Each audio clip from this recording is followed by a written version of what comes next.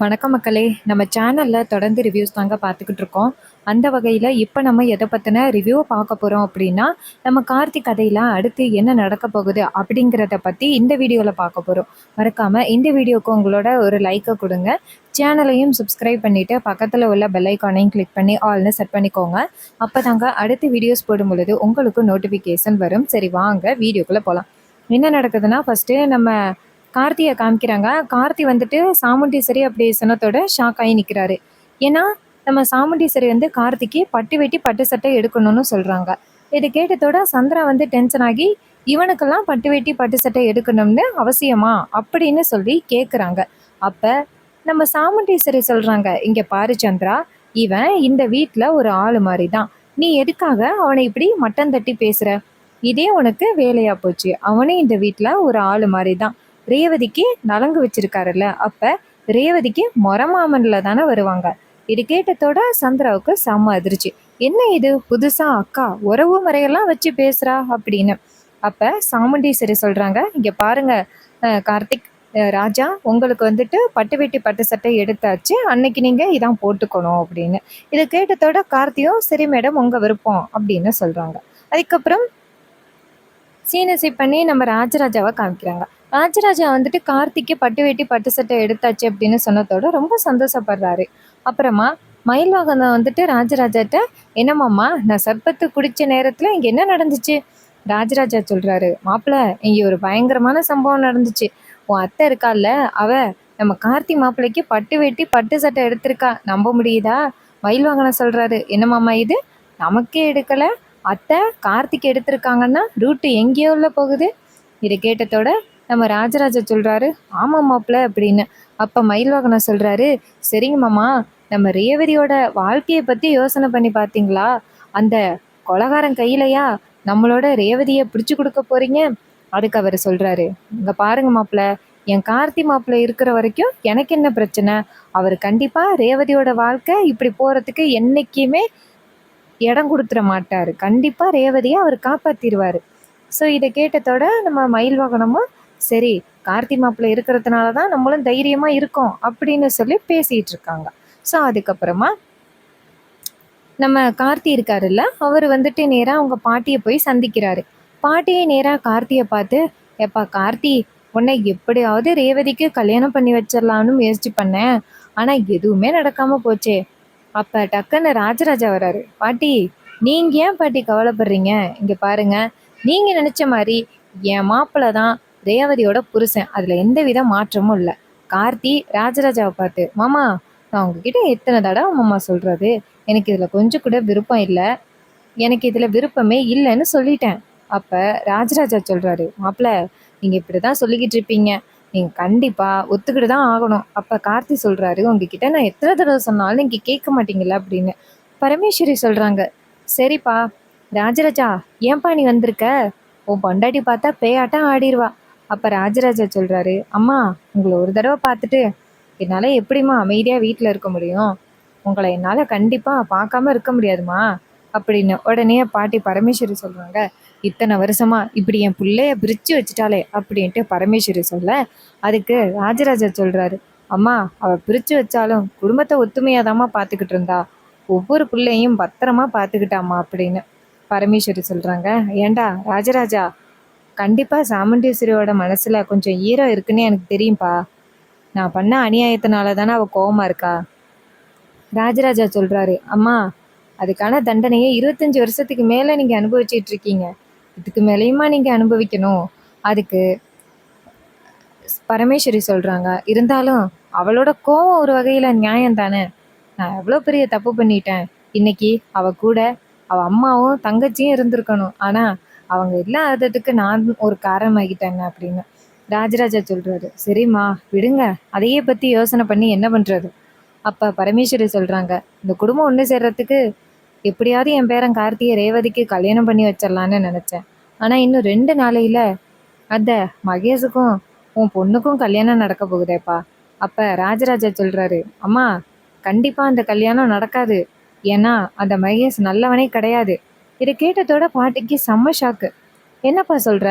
அப்போ ராஜராஜா சொல்கிறாரு, ஆமாம்மா, அந்த மகேஷ் இருக்கான்னு அவன் கூடயே ஒருத்தி சுத்திக்கிட்டு இருப்பாளே, அண்ணி அண்ணின்னு, அவங்க 2 பேருமே தப்பான தொடர்புல உள்ளவங்க. அத பத்தி மாப்பிள்ளை எனக்கு புரிய வச்சுட்டாரு. அவங்க 2 பேர பத்தின உண்மைய சாமுண்டீஸ்வரி கிட்ட சொன்னா, கண்டிப்பா சாமுண்டீஸ்வரி கல்யாணத்த நிப்பாட்டிருவா. அப்ப பரமேஸ்வரி சொல்றாங்க, இங்க பாருப்பா, சாமுண்டீஸ்வரி கிட்ட சொன்னா அவ கல்யாணத்த நிப்பாட்டுவாளே தவிர்த்து, கண்டிப்பா வேற ஏதாவது ஒரு ஆளுக்கு தான் ரேவதிய கல்யாணம் பண்ணி குடுக்கறதுக்கு முயற்சி பண்ணுவா. நீ பேசாப்ப அந்த ரேவதி கிட்ட உண்மைய சொன்னா என்னப்பா? இத கேட்டதோட ராஜராஜா சொல்றாரு, ஆமால்ல, நான் அத பத்தி யோசனை பண்ண மறந்துட்டேம்மா. சரி, நான் இத பத்தி ரேவதி கிட்ட சொல்றேன். ரேவதி என்ன முடிவு பண்றான்னு பார்ப்போம். இது கேட்டதோட பாட்டியும், சரிப்பா, நீ ரேவதி கிட்ட பேசிட்டு எனக்கு சொல்லு.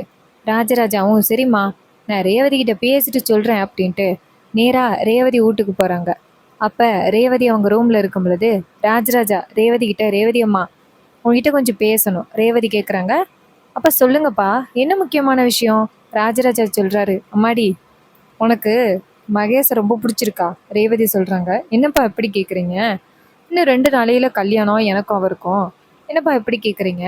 அப்ப ராஜராஜா சொல்றாரு, இல்லம்மா, எல்லாமே ஒரு காரணத்துக்காக தாம்மா கேட்குறேன். அப்ப ரேவதி சொல்றாங்க, அப்பா, எனக்கு அவரை பிடிச்சிதான்ப்பா கல்யாணம் பண்ணணும்னு சொன்னேன். அப்பா, உங்ககிட்ட ஒரு விஷயத்த நான் மறைச்சிட்டேன், அதை நான் சொல்றேன். அப்ப ராஜராஜா கேட்குறாரு, என்ன விஷயம்னு சொல்லுமா, அப்பா தானே. அப்ப ரேவதி சொல்றாங்க, அப்பா, அந்த மாப்பிள்ளைய பார்த்ததே வந்து ஆஹ், ராஜா தான்ப்பா. இது மாதிரி நான் மகேஷை காதலிச்சேன். அம்மா கிட்ட சொன்னா கண்டிப்பா அம்மா ஒத்துக்க மாட்டாங்க. அதனால நான் ராஜாட்ட சொல்லி அவங்கள பொண்ணு கேட்டு வர சொன்னேன். அதே மாதிரி அவங்க வந்தாங்க. அம்மாவுக்கும் அவரை ரொம்ப பிடிச்சி போச்சு. ஸோ இது கேட்டதோட நம்ம ராஜராஜாவுக்கும் ரொம்ப அதிர்ச்சி. ராஜராஜா ரேவதி கிட்ட, சரி, அவங்கள உனக்கு எப்படி தெரியும் அப்படின்னு கேட்க, அப்ப ரேவதி சொல்றாங்க, அப்பா, செங்கல் சூளையில ராமசாமின்னு ஒருத்தர் வேலை பார்த்தாருல்ல, அவரை கூட அம்மா ஒரு நாள் ரொம்ப கடுமையா பேசிட்டாங்க. இதனால அவர் வீட்டுக்கு போயிட்டு ஏதோ தப்பான முடிவு எடுத்துட்டாரு அப்படின்னு பேசிக்கிட்டாங்கல்ல. இதனால நம்ம அம்மாவை என்னெல்லாம் பேசுனாங்க. அதனாலதான் அந்த குடும்பம் ரொம்ப பாதிப்படைஞ்சிருச்சு. அவங்க இருக்காங்கல்ல, மாயா, அவங்க வந்துட்டு எங்க வேலைக்கு போனாலும் யாருமே வேலை கொடுக்கல. மகேஷுக்கும் யாருமே வேலை கொடுக்கல. அவங்க 2 பேரும் ரொம்ப அனாதையா இருந்தாங்க, சாப்பாட்டுக்கு கூட வழி இல்லாம. அப்பதான் நான் அவங்க குடும்பத்தை சந்திச்சு நான் ஆதரவு கொடுத்தேன். அப்ப எனக்கு மகேஷை ரொம்ப பிடிச்சி போச்சு. மகேஷை கல்யாணம் பண்ணிக்கிறேன் அப்படின்னு நான் மாயக்கிட்ட சொன்னேன். அதுக்கப்புறம் தான் அம்மா எனக்கு கல்யாணத்துக்கு ஏற்பாடு பண்ணாங்க. என்னால அம்மாவோட பேச்சுக்கு எதிர்ப்பு தெரிவிக்க முடியல. எப்படியோ ராஜாவை வச்சு நான் வீட்டுக்கு வர சொல்லிட்டேன். இதை கேட்டதோட நம்ம ராஜராஜா ரொம்ப அதிர்ச்சி ஆகுறாரு. அம்மாடி, செங்கல் சூளையில வேலை பார்த்த ராமசாமியோட பொண்டாட்டி இருக்கால்ல, அவன் நல்லவளே கிடையாதுமா. அவளும் அவ குழந்தனும் சேர்ந்துதான் அந்த ராமசாமிய காலி பண்ணதா அத்தனை ஊரும் பேசிக்கிட்டே, உனக்கு தெரியாதா? இதை கேட்டதோட ரேவதிக்கு ரொம்ப ஷாக்கு. என்னப்பா சொல்றீங்க? அப்ப ராஜராஜா சொல்றாரு, அம்மாடி, அந்த மாயாவை கொஞ்ச நாளைக்கு முன்னாடி எங்கேயோ பார்த்த மாதிரி எனக்கு ஒரு ஞாபகம் இருந்துச்சு. ஆனா அவளா இவ இருக்க மாட்டா அப்படின்னு நான் நினைச்சேன். இப்பதாம்மா தெரியுது, உன்னை அவங்க நல்லா ஏமாத்திருக்காங்கம்மா. அவ ஒன்றும், அந்த ராமசாமி ஒன்றும் ஓ அம்மாவால சாகல. அவ அந்த மாயா இருக்கால்ல, அவளும் அவ கொழுந்தனும் சேர்ந்து தான் அவளை காலி பண்ணிட்டாங்க. உன்னை நல்லா ஏமாத்திருக்காங்கம்மா. இதை கேட்டதோட நம்ம ரேவதிக்கு செம்ம ஷாக்கு.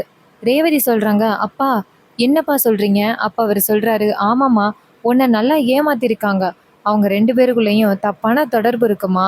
அதை பத்தி ராஜா க்கு தெரியும். அவர் உன்கிட்ட ப்ரூவ் பண்றதுக்கு எதுவுமே சொல்லலையா? அப்ப ரேவதி சொல்றாங்க, இல்லையேப்பா. அப்ப நம்ம ராஜராஜா சொல்றாரு, சரி, நான் இப்போ உடனே ஒரு ஆளுகிட்ட உன்னை கூட்டிட்டு போறேன். அவங்க நடந்த உண்மையை சொல்லுவாங்க. இது கேட்டதோட ரேவதியும், யாருக்கிட்ட அப்படின்னு சொல்ல ராஜராஜா சொல்றாரு, வாமா, என் பொண்ணோட வாழ்க்கை இப்படி போறதுக்கு நான் ஒரு காலம் அனுமதிக்க மாட்டேன் அப்படின்ட்டு ராஜராஜா நேரா ரேவதியை கூப்பிட்டுக்கிட்டு மல்லிகாவை பார்க்க போறாங்க. மல்லிகா வீட்டில் இருக்காங்க. ராஜராஜா நேரா மல்லிகாவை போய் பார்த்து, வணக்கம்மா, எப்பம்மா கட்டு பிரிச்சிங்க அப்படின்னு சொல்ல மல்லிகா சொல்றாங்க, நான் கட்டு பிரிச்சு 2 நாள் ஆயிட்டு. இப்போ கூட நான் சாமுண்டீஸ்வரியை பார்த்துட்டு வந்தேனே. ராஜராஜா சொல்றாரு, சரிம்மா, உங்ககிட்ட முக்கியமான விஷயம் கேட்கறதுக்காக தான் வந்தேன் அப்படின்னு. அப்ப மல்லிகா நினைக்கிறாங்க, என்ன முக்கியமான விஷயம் அப்படின்னு. அப்ப ரேவதியை பார்த்துட்டு ரே க பயப்படுறாங்க மல்லிகா. ஏன்னா அவங்களுக்கு அந்த மகேஷ் எப்படிப்பட்டவங்க, மாயா எப்படிப்பட்டவங்கன்னு தெரியும். மகேஷையா ரேவதி கல்யாணம் பண்ண போறாங்கன்னு வருத்தத்துல இருக்காங்க. சாமுண்டீஸ்வரி யாருக்கிட்டையும் சொல்லக்கூடாது அப்படின்னு சொல்லிட்டாங்க. இதனால மல்லிகா வருத்தப்படுறாங்க. அப்ப ராஜராஜா நேரா மல்லிகாவை பார்த்து, இங்க பாருங்கம்மா, இது மாதிரி என் வீட்டு டிரைவர் இருக்காருல்ல, அவர் சொல்லி தான் நான் இங்க வந்திருக்கேன். நான் ஒரு ஃபோட்டோ காமிப்பேன். அவங்க யாரு அப்படிங்கிறத சொல்றீங்களா? மல்லிகாவும் சரி ஃபோட்டோவ காமிங்க அப்படின்னு சொன்னதோட, நம்ம ராஜராஜா என்ன பண்றாருன்னா, அந்த மாயா மகேஷோட ஃபோட்டோவ மல்லிகாட்ட காமிக்கிறாங்க. காமிச்சு, இவங்க 2 பேரும் யாருன்னு உங்களுக்கு தெரியுமா? அப்ப மல்லிகா அந்த ஃபோட்டோவ பார்த்ததோட, இதுக 2ம் சரியான கேடிங்க. எதுக்கு இதுகளோட ஃபோட்டோவ என்கிட்ட காமிக்கிறீங்க? ராஜராஜா சொல்றாரு, இவங்கள ஒருத்தவங்கள தான் மகேஷ தான் ரேவதி கல்யாணம் பண்ண போறா.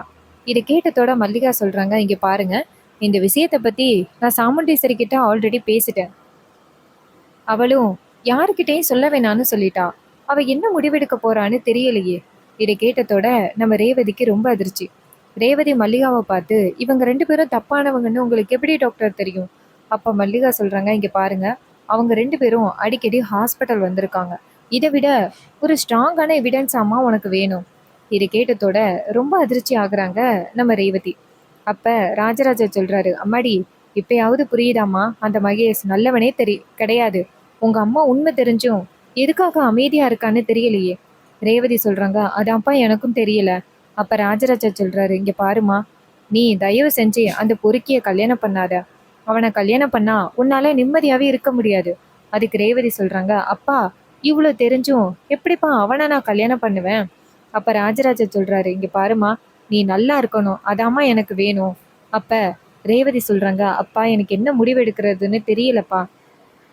ராஜராஜா சொல்றாரு, இங்க பாரு, நான் உன்னை ஒரு இடத்துக்கு கூட்டிட்டு போவேன், அங்க போனா நீ சரின்னு சொல்லணும். இது கேட்டதோட ரேவதியும் சரிப்பா அப்படின்னு சொல்ல, ராஜராஜா நேரா ரேவதிய பரமேஸ்வரி வீட்டுக்கு கூட்டிட்டு போறாங்க.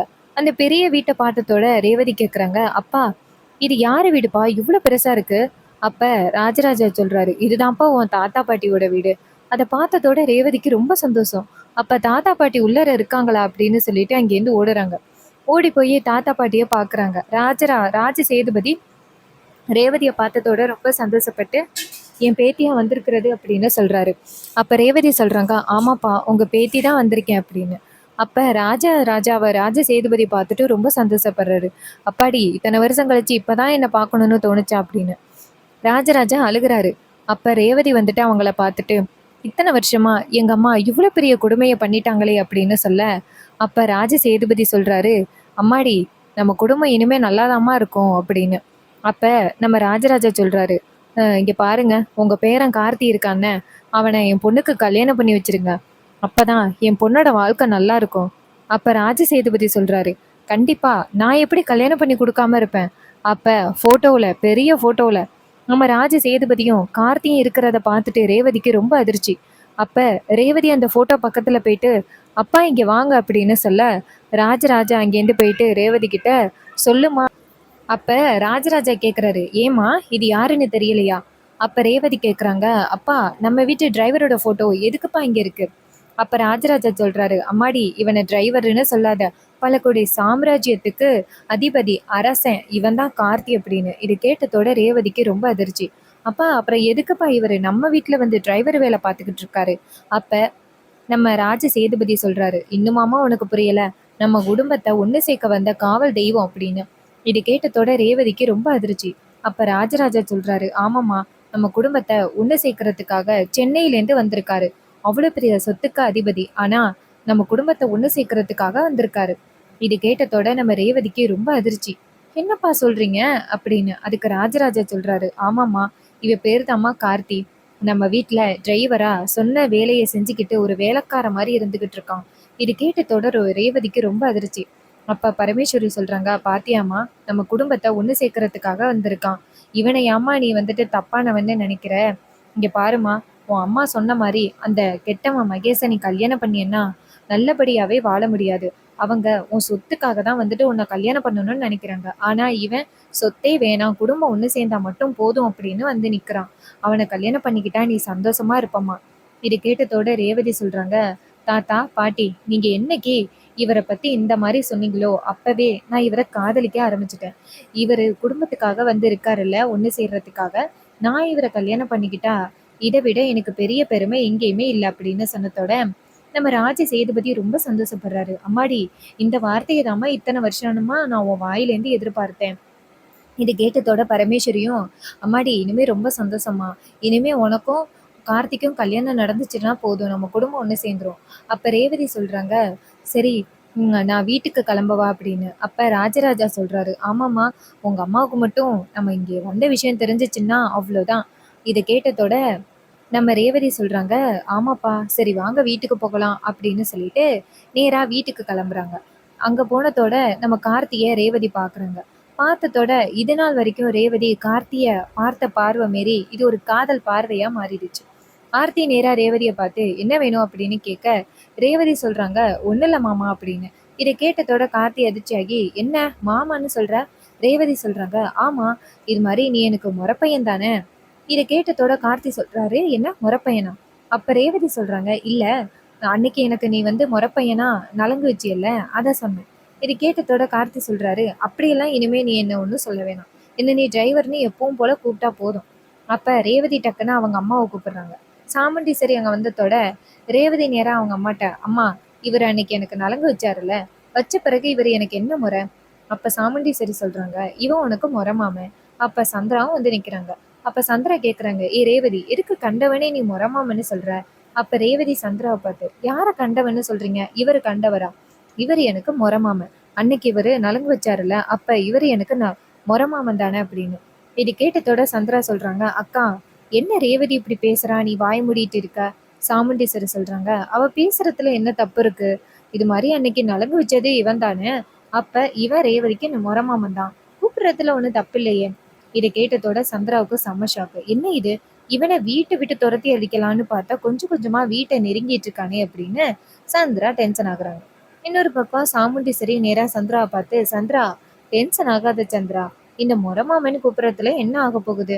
அப்ப ரேவதி நேரா கார்த்தியை பார்த்துட்டே அந்த இடத்துல இருந்து போக, அப்ப மயில்வாகனம் நேரா ராஜராஜாவை பார்த்து, மாமா, என்ன மாமா இங்க நடக்குது அப்படின்னு. ராஜராஜா சொல்றாரு, மாப்பிள்ள, இனிமே நம்ம கார்த்தி மாப்பிள்ள எப்படி ரேவதி கிட்ட இருந்து தப்பிக்கிறாருன்னு பார்ப்போம். மயில்வாகனம் கேட்கிறாரு, ஏன் மாமா, ஏன் இப்படி சொல்றீங்க? ராஜராஜா சொல்றாரு, ரேவதிக்கு கார்த்தி யார் அப்படிங்கிறது தெரிஞ்சு போச்சு. அந்த மகேஷும் எப்படிப்பட்டவன்னு தெரிஞ்சு போச்சு. மகேஷை தூக்கி எறிஞ்சிட்டு கார்த்தியை காதலிக்க ஆரம்பிச்சுட்டா நம்ம ரேவதி. இது கேட்டதோட மயில்வாகனத்துக்கு ரொம்ப சந்தோஷம். அப்ப இனிமே செமையா இருக்க போகுது சீனு அப்படின்னு. இன்னொரு பக்கம் நம்ம சாமுண்டீஸ்வரி கார்த்தியை டிரைவர்னு நினைச்சுக்கிட்டு கார்த்தியை வந்துட்டு ரேவதிக்கு கல்யாணம் பண்ணலான்னு ஒரு பக்கம் முடிவு எடுக்கிறாரு. ஒரு பக்கம் நம்ம ரேவதி வந்துட்டு கார்த்தியை தான் அத்தை பையன் நினைச்சு அவனையே கல்யாணம் பண்ணலாம் அப்படின்னு நம்ம ரேவதி முடிவு பண்ணியிருக்காங்க. ஸோ அப்கமிங் எபிசோடு செம்ம இன்ட்ரெஸ்டிங்காகவும் நிறையவே ட்விஸ்ட் அண்ட் டேர்ன்ஸ் எல்லாம் நடக்க போகுது. இதே மாதிரி இனிமே அப்டேட்ஸ் நம்ம சேனலில் நீங்கள் தொடர்ந்து பார்க்கணும் அப்படின்னா மறக்காமல் நம்ம சேனலை சப்ஸ்கிரைப் பண்ணிக்கோங்க. பக்கத்தில் உள்ள பெல் ஐகானையும் கிளிக் பண்ணி ஆல்ரெடி செட் பண்ணிக்கோங்க. அப்போ தாங்க அடுத்த வீடியோஸ் போடும்பொழுது உங்களுக்கு நோட்டிஃபிகேஷன் வரும். பார்க்கலாம். தேங்க்ஸ் ஃபார் வாட்சிங்.